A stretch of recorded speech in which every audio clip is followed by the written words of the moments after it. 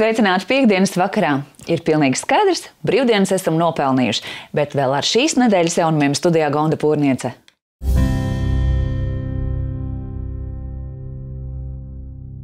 Visi, kas lieto pilsētas ūdensvadu, zina, ka ūdens skaitītājiem nepieciešama verifikācija. Kāpēc tā ir nepieciešama tik bieži? Skaidrojam sižetā.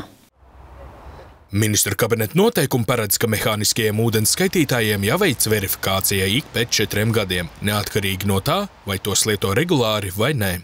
Jāsako līdzi, kad tuvojas verifikācijas termiņš. Pretējā gadījumā īpašnieks, kurš laiks neiziet pārbaudi, apmaksā ūdens patēriņa starpību visai mājai, un tā var būt ļoti iespaidīga summa.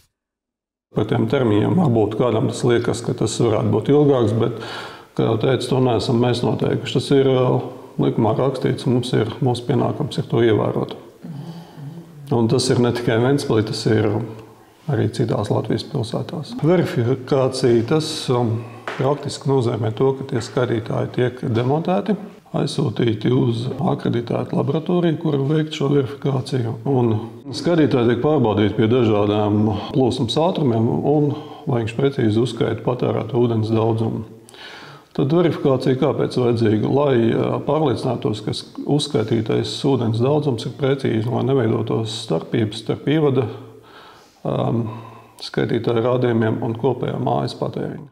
Tuvojoties pārbaudes termiņam, klienti saņem atgādinājumu vēstuli. Gadījumos, kad verifikācijas periods ir nokvēts, ūdens skaitītāja rādījumi netiek ņemti vērā. Tas nozīmē, ka patērētājiem tiks iekasēta daudzdzīvokļu mājas ūdens patēriņa starpība, ja tā radusies konkrētā norēķina periodā.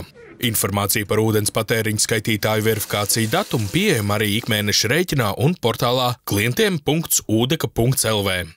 Nebūtu vēlams to atlikt uz pēdējo brīdi, jo tādā gadījumā iespējams, ka ir kaut kādā, ka to nevar veikt uzreiz, ka ir rinda, un tad būs jāpagaida. Tātad vispirms jāizvēlas pakalpojumu sniedzējs. To verifikāciju var veikt Udekā, var veikt arī pie citiem pakalpojumu sniedzējiem. Internetā šī informācija ir atrodama. Tālāk, ja izvēlaties pakalpojumu Udekā, tātad ir jāizvēlas to, vai vēlaties, ka tiks uzstādīti jauni vai lietot verificēti skaitītāji. Atšķirība ir tā, ka jaunajiem skaitītājiem ir viņi ir nelietoti, viņiem ir 2 gadu rūpnīcas garantija. Lietotajiem, verificētajiem skaitītājiem šīs rūpnīcas garantijas nav, bet mēs dodam 3 mēnešu garantiju. Lai nebūtu situācija, kā nedēļa pēc nomaiņas skaitītājs sabojājas un klientiem atkal jāmaksā pilna summa. Ir klienti, kuriem ir svarīgi, lai skaitītāji būtu, kā šie, būtu jauni, skaisti. Nav noskāpēti, jā. Verificēti viņi var izskatīties lietoti, kā piemēram šie. Šādi. Katrā ziņā viņi nebūs tik skaisti. Bet neatkarīgi no tā, vai izvēlaties jauns vai verificēts, tas tik un tā ir tie 4 gadi mehāniskajiem skaitītājiem. Pēc 4 gadiem būs jāmaina. Jaņem vērā, ja skaitītājs maina cits uzņēmums, tad par to jāinformē uzņēmums Udeka, iesniedzot skaitītāju verificēšanas certifikātu. Bieži vien uzņēmums Udeka saņem pieprasījumu pieslēgt attālinātās nolasīšanas sistēmu. Udeka to nedara.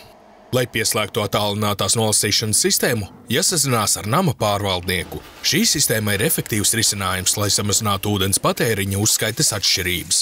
Šobrīd Ventspilī tādas ir uzstādītas jau 80 dzīvojamās ēkās. Šīs sistēmas priekšrocības ir acīm redzamas. Papildus tam, ka nav pašam jānodod skaitītāju rādījumu, nav arī jāuztraucas par to verifikācijas datumu, jo to uzrauga uzņēmums, kas sistēmu uzstādīja.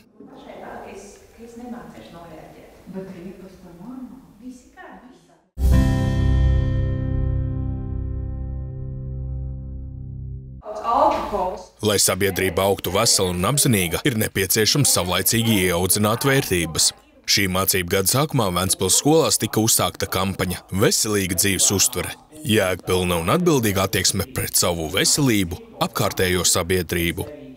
Tās mērķis bija informēt par atkarību veidošanās procesiem, atkarību izraisošo vielu ietekmi uz cilvēku veselību un garīgo stāvokli. 3 mēnešus no 5. līdz 12. klašu skolēni, kā arī viņu vecāki un skolotāji piedalījās dažādās nodarbībās un lekcijās par šo tēmu. Akcija noslēdzās ar fórumu, kurā jaunieši piedalījās debatēs. Diskusijā piedalījās 2 komandas. Viena tā saucamie valdošie, jeb pozīcija, un otra komanda – opozīcija. Mēs aizstāvējam rezolūciju, ka masu kultūrā ir jāierobežo neveselīga dzīves stila popularizēšana. Tas ir, piemēram, ļoti daudzos mēdījos mēs redzam to, kā e-cigaretes, dzeršanas un neveselīgi dzīves stili tiek atbalstīti. Mēs aizstāvējām domu, ka tas ir jāierobežo. Piemēram, vecuma ierobežojumu filmām. Es neatceros pagājušo reizi, kad es Disney kanālā redzēju, kā Mickey Mouse reklamē cigaretes. Protams, es pats arī piekopju veselīgu dzīves stilu. Ne visās jomās, bet sportoju, mēģinu neēst neveselīgas lietas, pēc iespējas vairāk, protams. Līdzās aktuālas tēmas apspriešanai jaunieši varēja pilnveidot savas publiskās uzstāšanās prasmes. Katram komandas dalībniekam tika atvēlēts noteikts laiks, kurā viņam atbilstoši savai nostājai bija jāizklāsta auditorijai savi argumenti. Mēs runājām par to, ka neveselīgs dzīvesveids nebūtu jāierobežo masu kultūrā. Un galvenais bija tas, ka veselīgs dzīvesveids šobrīd kļūst par populārāku tendenci nekā neveselīgs, tāpēc tā īsti nav problēma. Un, ja ierobežotu informācijas plūsmu visos tajos sociālajos tīklos, tiktu aizskartas tiesības cilvēkiem. Dzīvē, ikdienā es vairāk atbalstu veselīgu dzīvesveidu. Es visur pārvietojos ar kājām, mēģinu ēst veselīgi, neēst daudz saldumus un tam līdzīgi. Es nesmēķēju, nedzeru neko, nekad neesmu mēģinājis. Pēc katra runātāja jaunieši, kuri klausījās šo diskusiju, novērtēja abu pušu sniegumu un debašu noslēgumā sniedza savu vērtējumu, pēc kā tika noskaidrota uzvarējusī komanda. Pārliecinošu uzvaru debatēs izcīnīja valdošā komanda.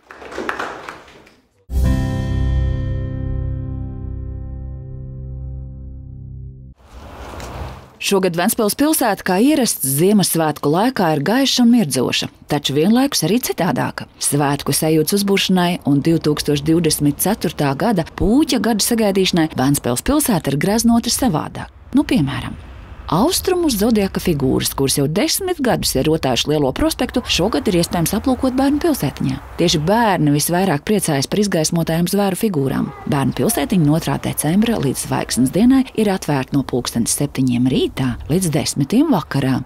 Ar krēslas iestāšanos 2. decembrī Ventspils pilsētas ielās un laukumos iemirdzējās 9 izrotātās svētku eglītes, tūkstošiem gaismiņas, kas iedzīvotājs priecēs līdz Zvaigznes dienai. Dodoties pastaigā pa izgaznotajām pilsētas ielām, ceļā sastapsiet uz apgaismojuma stabiem izvietots dažādas formas gaismas dekorus, eņģeļus, rūķus, sniega vīrus, zvaigznes, zāriņus, egļu vītnes, sniegpāslas, pat līstošas lāstekas. Pilsētā mirdzumu papildinās izgaismoti objekti parkos, skvēros, ielu krustojumos.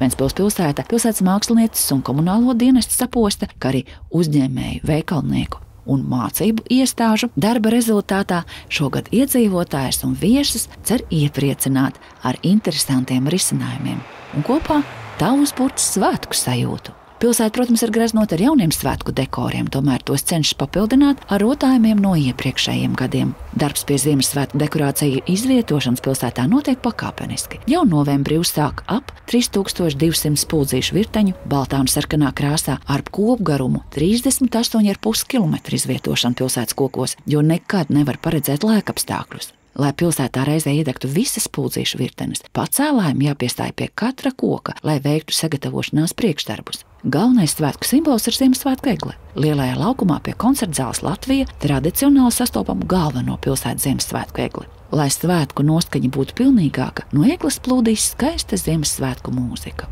Egles un visa laukuma noformējumā ir apspēlēta mūzikas tēma. Šogad mūzikas instrumentu orķestri, lielās Ziemassvētku klavieres, bungas, saksofonu, arfu, kontrabasu papildina jauns mūzikas instruments – tuba. Blakus gada skaitlim 2024 atrodas jauns dekors – medību raksts, kā simbols no Ventspils pilsētas ģerboņa un viens no senākajiem mūzikas instrumentiem. Lielo prospektu šogad redzam savādāk ar spuldzīšu virtnēm, 11 sveču dekoriem un objektu dāvanu kasti. Dodoties pastaigā pa izgaismotajām ielām, Annas ielā sastapsiet jaunus rotājumus. Trosēs būs iekārtas sirds formas dekori. Aicinām svētku noskaņu baudīt Ventspilī, atrodot laiku, lai papriecātos arī par balto sniegu, kas uzdāvināts šajos Ziemassvētkos.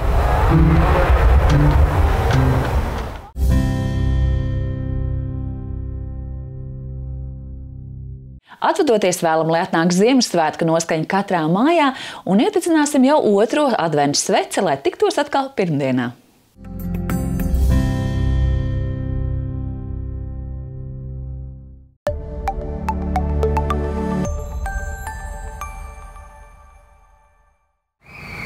Decembrī no 12. līdz 14. aicinām uz Nikolai dienu kaķīšu dzirnavās Ventspils Livonijas ordeņa pilī. Kaķa gadu noslēdzot, šogad Livonijas ordeņa pilī ir skatāma Anitas Paiglas zīmējuma izstāde Kaķīts mans, un arī Nikolai diena notiks kaķīša dzirnavās. Uzstāsies Piltens mūzikas skola, pasakas stāstīs Liepājas ceļojošais beztemata cirks, cepsim arī piparkūkas no kārumnieka Mīkls, kā arī ābolus. Ieeja ar muzeja ieejas biļetēm, taču, ja sestdien uz pasākumu atnāksiet ar uzzīmētu kaķi, zīmējums būs kā ieejas biļete, un vienu no mākslas darbiem arī izlozēsim. Ventspilī sauksies īsta ziema, un Ventspils komunālā pārvalde aicina privātmāju īpašniekus pašvaldības atbalsta programmas ietveros pieteikties bezmaksas smilts un sāls kaisāmā materiāla saņemšanai, trotuāru kaisīšanai. Iedzīvotāji, kuriem īpašumam piegulošā teritorija robežojas ar ietvi, var pieteikties vēl līdz 15. decembrim. Katram īpašumam ir paredzēts piegādāt 2 maisus smilts un sāls maisījumu. Šis pakalpojums neatiecas uz daudzdzīvokļu māju īpašniekiem un juridiskām personām. Smilts ar sālu var pieteikt zvanot Ventspils komunālai pārvaldei vai sūtot e-pastu. Abos gadījumos jums jānorāda konkrēta adrese.